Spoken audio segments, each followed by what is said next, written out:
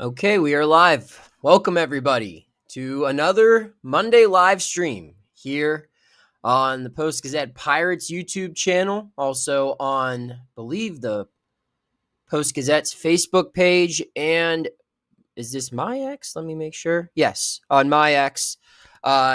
Here, talking some baseball as we tend to do on this channel. Every beginning of the series, every start of a series means a live stream. We've done a couple of these.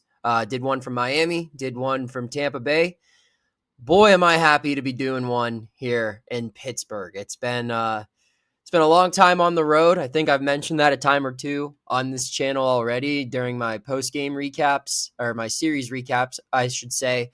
But now that we're settled in here and the Pirates have played 3 games, first home series of the season is underway, or is in the books, I should say.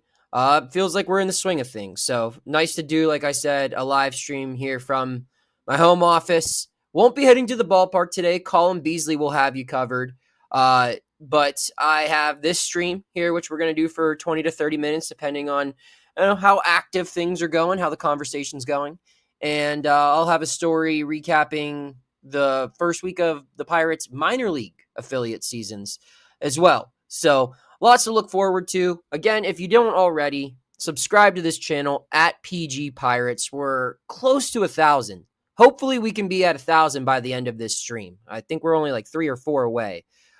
So it would be really great if we could reach 1,000 by the end of this stream. I'll be super happy if we do. But got a lot to talk about today. Yeah, there we go. Blake says only 5 subs away. So that's big. We need to get there. And as I just showed with Blake, I encourage everyone to comment, ask some questions if you have any. I would love to talk baseball and make this an active participation.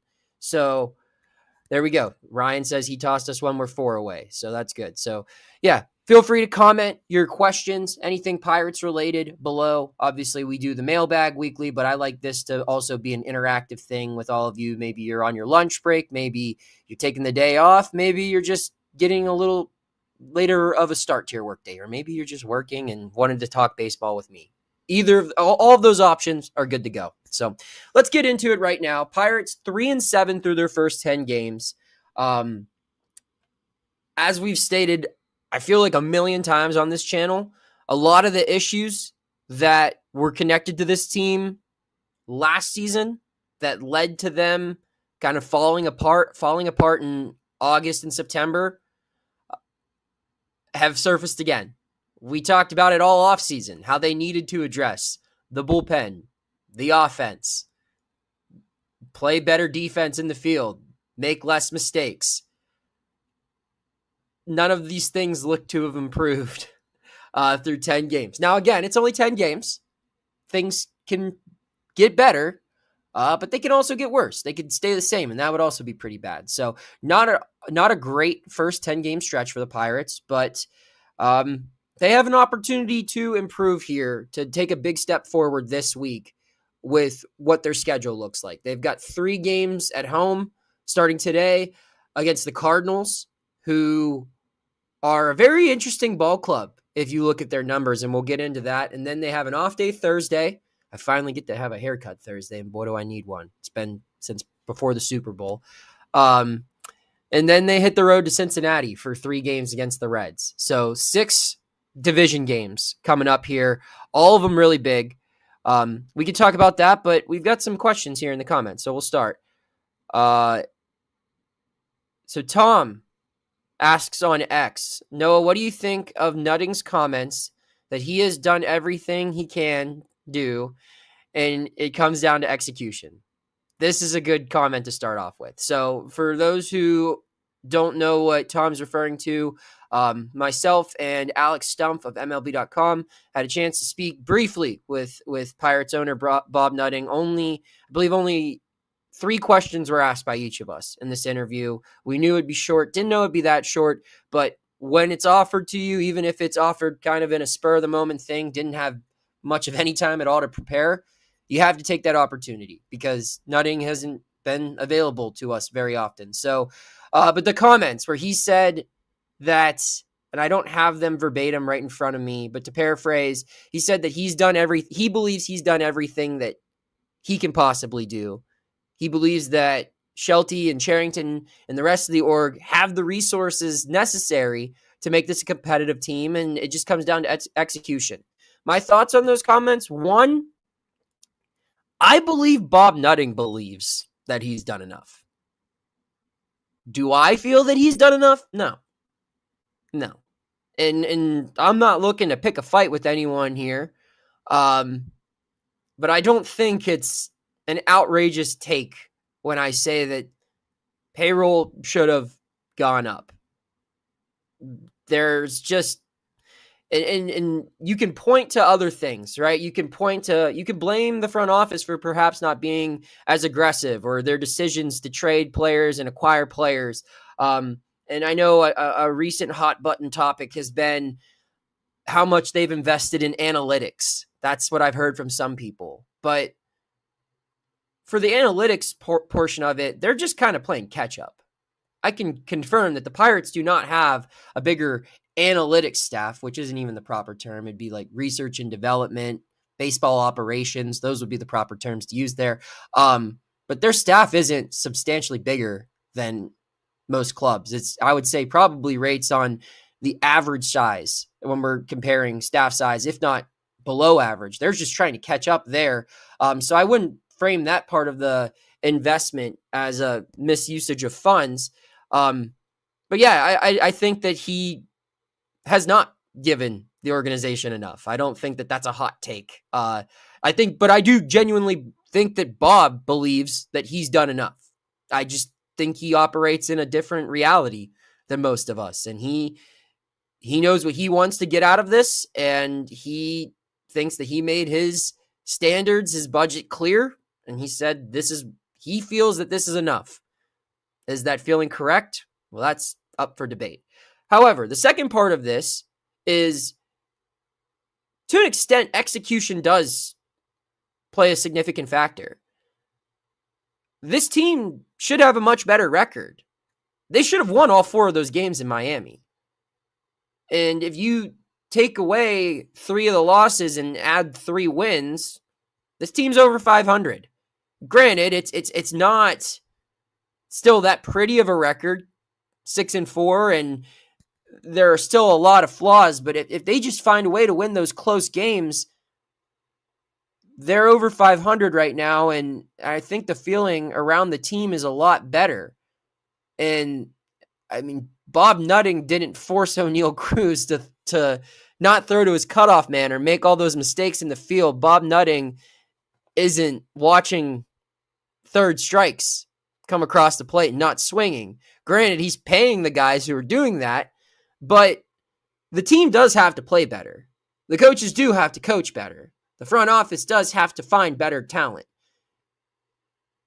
They need more resources. I'm not denying that. But when you ask about the execution portion of that quote, I will say that, yeah, like, the team they knew throughout all spring that this is what they had to work with. And while there is a problem in that, being that they should have more to work with, when the regular season starts, you've got to figure out a way to make the most out of the cards that you're dealt.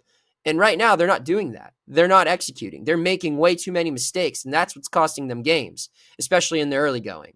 So that's my answer there. Brian wants to know, why do they keep believing in Suwinski? He can't hit above 220 and strikes out way too much. I can't fathom why they keep trotting him out there. I'll keep this answer very, very simple. He's got pop. There aren't a lot of guys in this organization right now who you can depend on for a 20 home run season.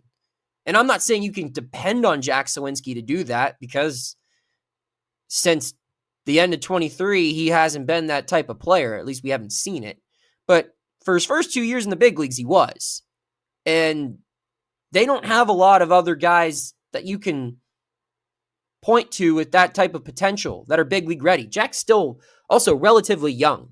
I mean, he came up in his early 20s. I still think he's only 24, 25. So I think that's why they don't give up on him, is because they need him to be at the very least, even if the batting average is low, if this is a guy who can give you slugging, who can draw walks, if he can hit 220 but still hit 20 plus home runs and have an OPS above league average, this team needs that. So that's why they don't give up on Jack Suwinski. All right, let's look into more comments here. This is an interesting question. Jonathan Lewis says, thanks for the great content. You're welcome, Jonathan Lewis. Do you think the Bucks could piggyback Carmen and Harrington today, or for the other Carmen starts? I wouldn't be surprised if that happens, actually. Yeah, I wouldn't be shocked if that happens, simply because Shelton talked about how there's a chance Harrington could be used in relief.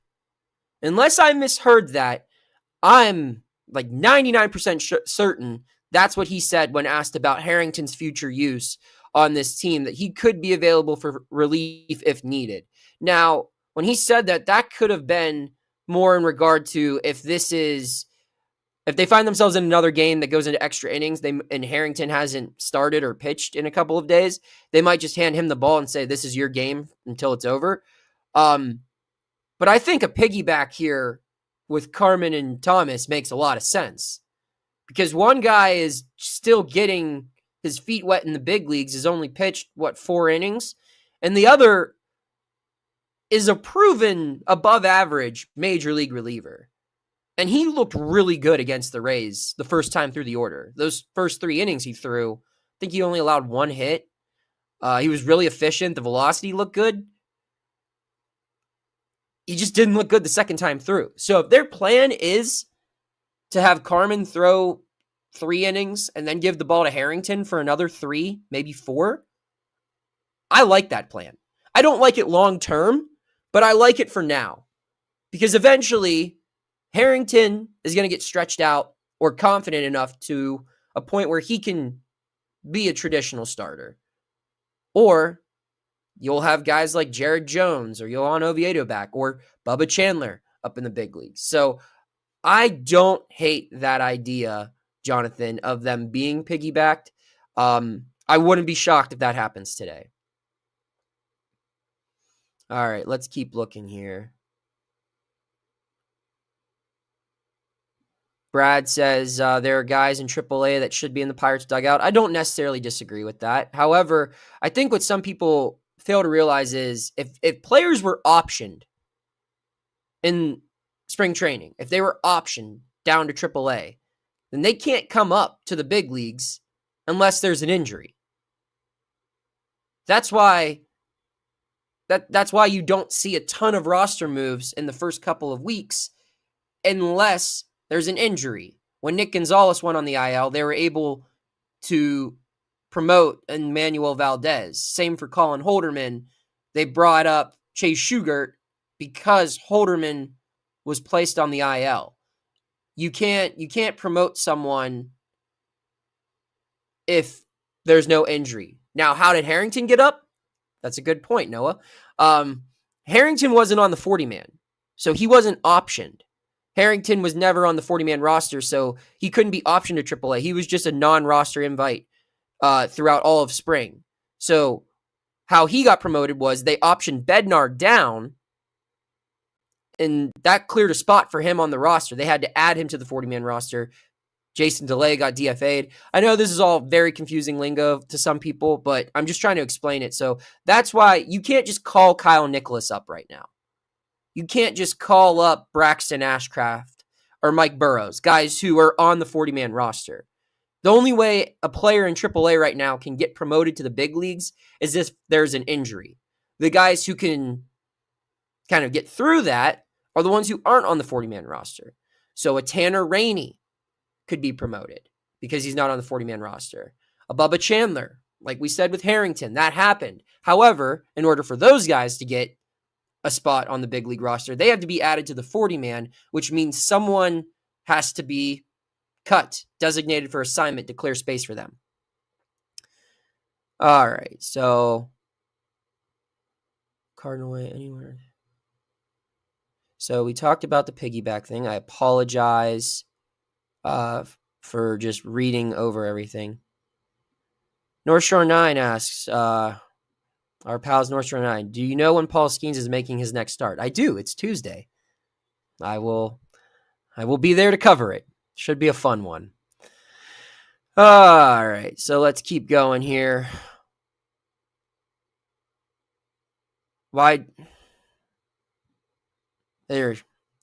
Someone asks, why didn't the Pirates announce the manager in games 2 or 3 during the lineups? I don't know. I didn't even notice. But if I had to guess, I think we all know the answer for it. It's because he got booed during the home opener. I didn't notice, though. I didn't notice that he got booed. Or I noticed that he got booed during the home opener. I did not notice that they didn't announce it Saturday and Sunday. I apologize for not noticing that.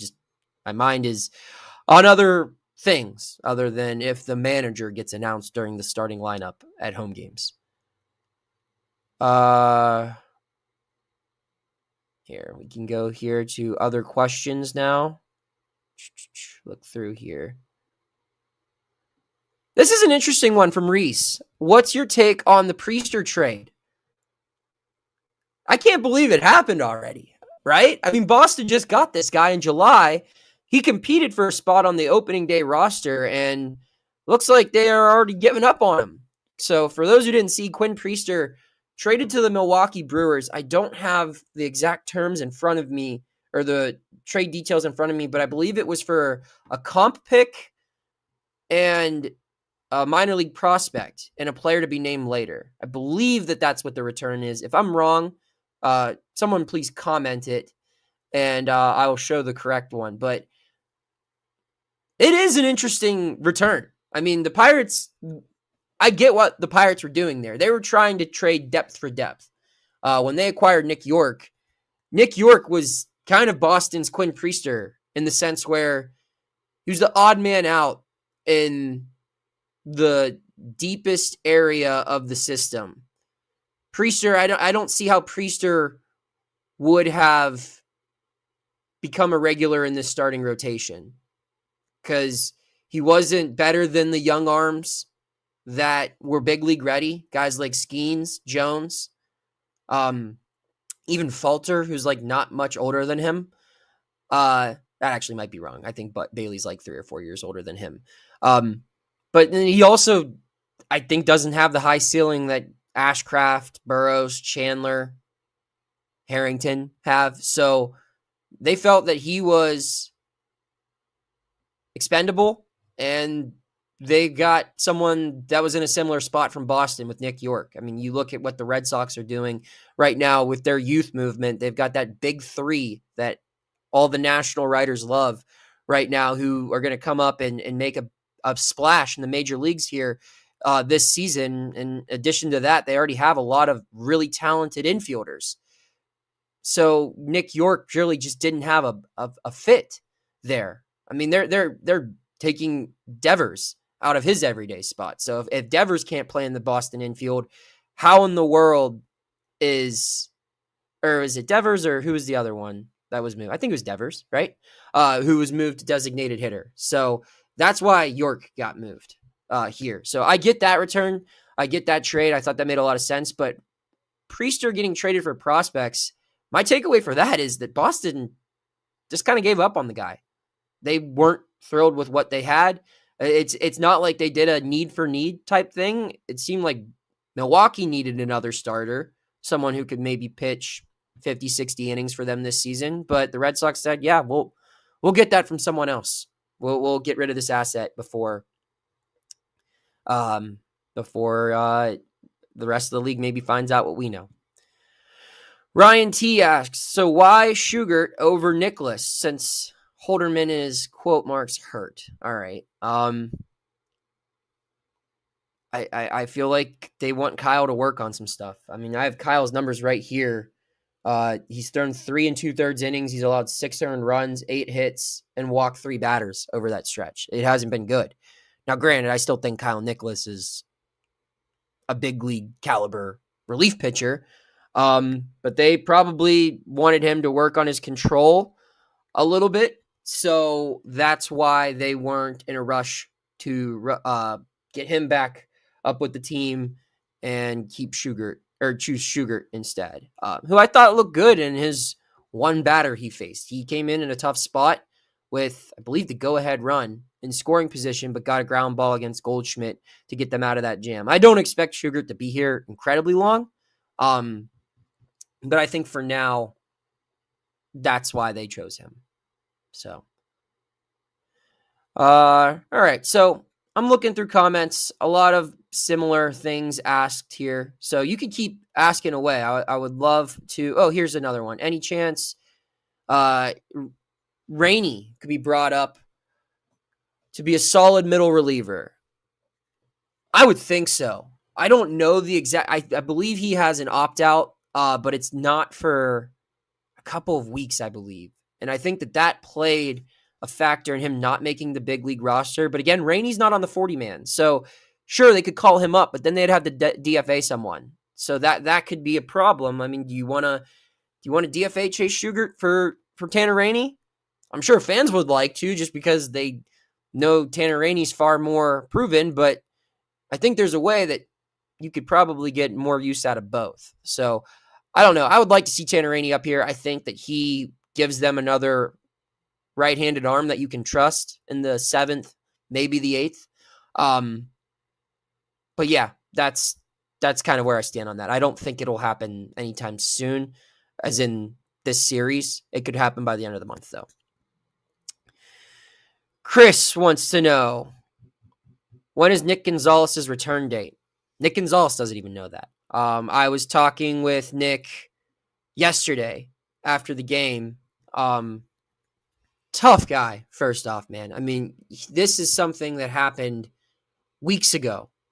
I thought it was against Tampa. It wasn't. It was against Boston. So that would have been the final weekend of spring training. Yeah, it would have been the final Friday of spring training. So he said that's when he fouled the ball off his ankle that broke his ankle. He underwent imaging and nothing showed immediately, which apparently isn't uncommon. And he tried to keep playing through it. I remember him showing signs of wear and tear against the Rays in spring training, one of their final spring games of the year. But he said he was just kind of going through it that day, that he hadn't, that it was just part of it. So Nick also told me that he just couldn't run at all on opening day. He said the same thing would have happened to him if he got on base or got a hit in his first 2 at-bats. It just didn't occur. So him limping around the bases, that was just how he was moving. So he tried his best to play through it. He was clearly hurt. He's in a boot right now. He says hopefully he'll be out of the boot for in a couple of weeks, if not earlier. And I don't know. I can't begin to estimate his return time. I don't think we'll see him this month. I'll put it that way. I think he's got some extended downtime ahead of him. So, all right. Tom wants to know again, what is your opinion, thoughts on the changing lineup every day? I get matchups and all, but I think 10 different lineups in 10 games is a little much. Yeah, I would agree with that, although I see most of the decisions being made. Like, I comprehend them. I'm not saying I agree with all of them, but I see the logic behind some of them. Like, some guys need off days. Like, Kutch isn't going to play all 10 games. The Reynolds factor in this, too, with him being injured and only being able to DH, that plays a big factor in this as well. They've got to figure out what they want to do at leadoff. They've got to figure out what they want to do in the cleanup spot. Those have been the 2 big rotating places, 4 and 5, 1, 4 and 5, because it feels like the bottom third has been consistent. 2 and 3 in the lineup have been consistent, but everywhere else they've really got to figure out who their leadoff hitter is. Because Pham did not hit well in that spot. Bay obviously didn't look good. Frazier's looked, I think, fine there, although I don't love the idea of him being a leadoff hitter. I think Key had a really good series at the plate against New York. I don't know. If I were making the lineup, I would move. And Jason Mackey and I have talked about this on this channel. I would experiment with O'Neill at the top of the order, simply because he gets more lineup protection in that spot. IKF is the team's hottest hitter right now. He's batting ninth. That's a good guy who turns over the order and can be on base for Cruz. And then you have Reynolds batting behind him, and then maybe Kutch in the 3-hole. I think that's probably the best lineup protection O'Neill's had here. So, and O'Neill's seeing a lot of pitches. He's leading baseball in stolen bases, or at least I still think he is. And it's not incredibly uncommon for power hitters to be batting first these days. Ohtani did so last year.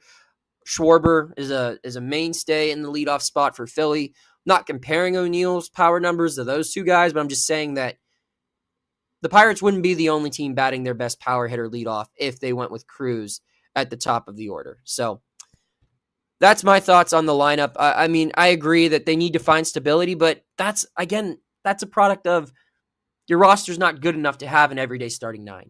If you're having turnover, different lineups every single day, that tells me that either A, you're getting bit hard by the injury bug, which to their credit, they kind of have been, and B, that you don't have an everyday lineup good enough that hey, these 6, 7, 8 guys, they're going to be everyday players at these positions, and they're going to hit at their normal spot in the order. That's a sign of a good team. The Yankees can say that. The Phillies have had pretty much the same lineup, give or take 1 or 2 guys for the last 3-4 seasons. They're a good team. They know who's going to be their first baseman. They know who's going to be their DH, their second baseman, their shortstop, their third base. Like, they know where those guys are in the field, and they know where they're going to bat them in the order. Now, they might tinker with things throughout the season, but for the most part, there's a little bit more stability there. And that's the sign of a good roster. So, another question from Jonathan. He's been given some good ones. What team is the best media food? How have the spreads been so far? All right.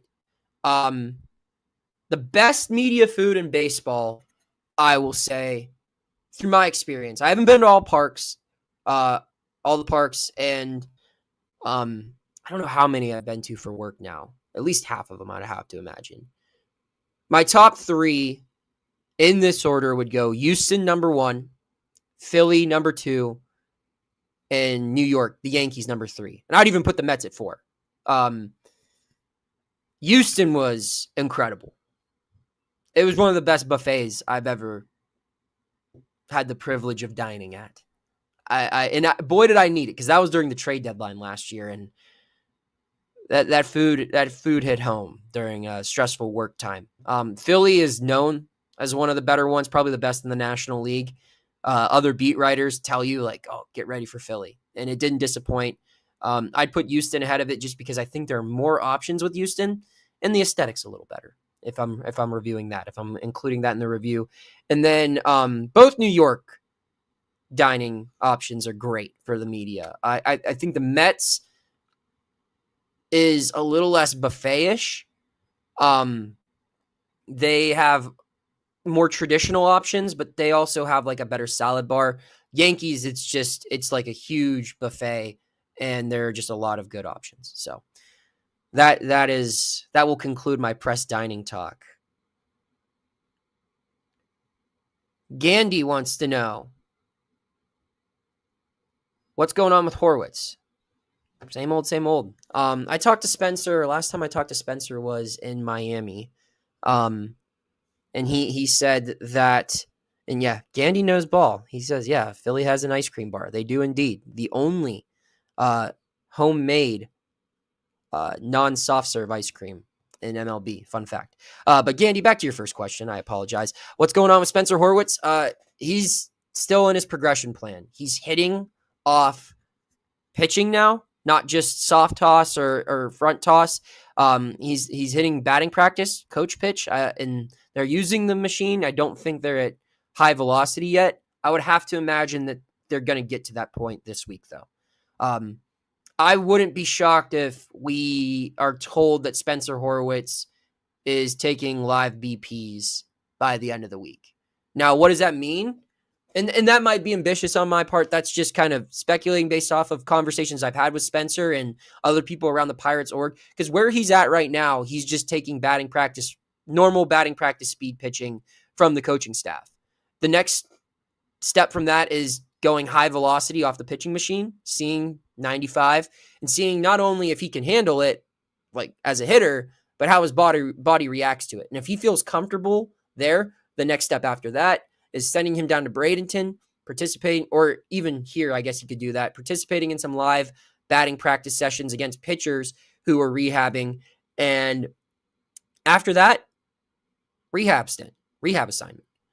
It's still going to be weeks for Horwitz. It's just going to take time. I mean, the guy missed all of spring training. I think now, though, it's less injury recovery and more gearing up for baseball with keeping the wrist in mind, if that makes sense. So, all right, I think that's all for the questions here as I wrap up. Just want to point out some notes here on the Cardinals before we wrap it up. The Cardinals, really good offensive team through the first 10 games of the season. They lead baseball with a .301 batting average and a .380 on-base percentage. So that should be a challenge for the Pirates pitchers. Good news for the Pirates is for 2 of these 3 games, they've got their top 2 arms on the mound. Skenes pitches Tuesday. Heaney looked like a top 2 pitcher on this team yesterday. Keller pitches Wednesday. So that'll be good for them to match that up. And the Pirates offense, which I thought, despite getting, shut down by the Yankees bullpen really in all 3 of these games, I thought probably had its best series at the plate so far as slugging, hitting for extra bases, driving guys in, not stranding a ton of people in scoring position. If they're looking to build off that momentum, build off their first 5-run game of the season, this is the pitching staff to do it against. The Cardinals enter this series with a team ERA of 6.01. That is the highest in Major League Baseball. So Cardinals are hitting the ball well, not throwing the ball well at all. Pirates not doing much of anything well, but let's see if they can take advantage of the Cardinals' inconsistencies and win a series. They've lost their first 3 of the regular season. I'm Noah Hiles. Follow me on X @_Noah Hiles. And more importantly, follow the Post-Gazette on all social media platforms. We are on Facebook. We are on Instagram. We are on TikTok. We are on X.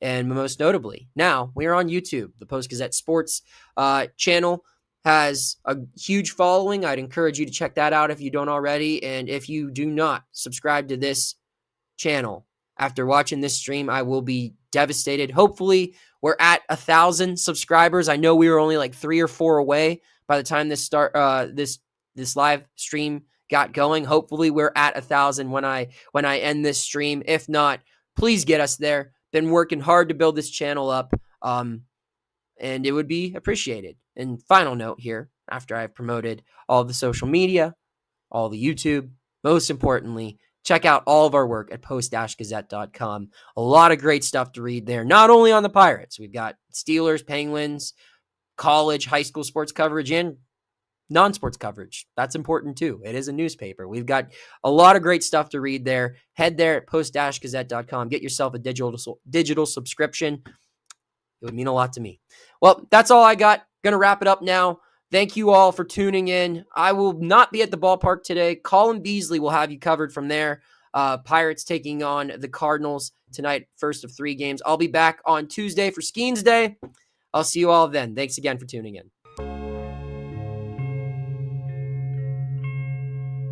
Thank you for checking out this content from Post-Gazette Sports. If you watch this video on YouTube, please like the video and subscribe to our channel. For all of the sports coverage the Post-Gazette has to offer, visit post-gazette.com.